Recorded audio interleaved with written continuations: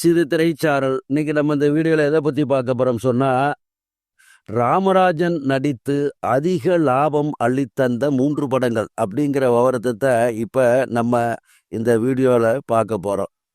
ராமராஜன் நடித்த பெரும்பாலான படங்கள் 100 நாட்கள் ஓடி இருக்கின்றன, நல்ல வசூலும் பெற்று இருக்கின்றன. இருந்தாலும் அதிக லாபம் என்பது வேறு. இப்பொழுது ராமராஜன் நடித்து அதிக லாபம் கொடுத்த படங்களை பற்றி இந்த வீடியோவில் பார்ப்போம்.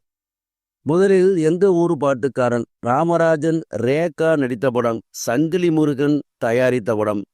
இந்த படம் 150 நாட்களுக்கு மேலே ஓடி சக்கை போடு போட்ட படமாகும். கங்கை அமரன் இயக்கிய படம். பல இடங்களில் நன்றாக ஓடி வசூலில் சாதனை படைத்தது.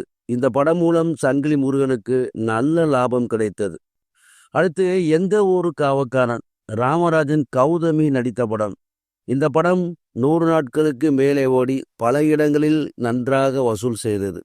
இந்த படமும் தயாரிப்பாளருக்கு நல்ல லாபத்தை கொடுத்தது. அடுத்து கரகாட்டக்காரன். ராமராஜன் கனகா நடித்த படம். இந்த படம் 400 நாட்களுக்கு மேலே ஓடி வசூல் சாதனை படைத்த படமாகும். திரையிட்ட பல ஊர்களில் 100 நாட்களை தாண்டி ஓடி வசூலில் பெரும் சாதனை படைத்தது. தமிழ் சினிமாவில் கரகாட்டக்காரன் ஒரு முக்கியமான படமாகும். இந்த படத்தின் மூலம் தயாரிப்பாளர் கருமாரி கந்தசாமிக்கு அளவுக்கு அதிகமான லாபம் கிடைத்தது.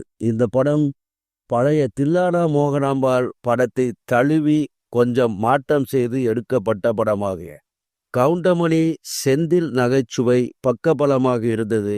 இளையராஜாவின் இசையும் படத்தின் வெற்றிக்கு துணையாய் இருந்தது. மற்ற படங்கள் 100 நாட்கள் ஓடியிருந்தாலும் இந்த படங்களுக்கு பிறகுதான் லாபத்தில் வருகின்றன. சரிவர்ஸ், இந்த கடனத்துடன் முடிகிறது. அடுத்து ஒரு நல்ல கணக்கில் சந்திக்கிறேன். நன்றி.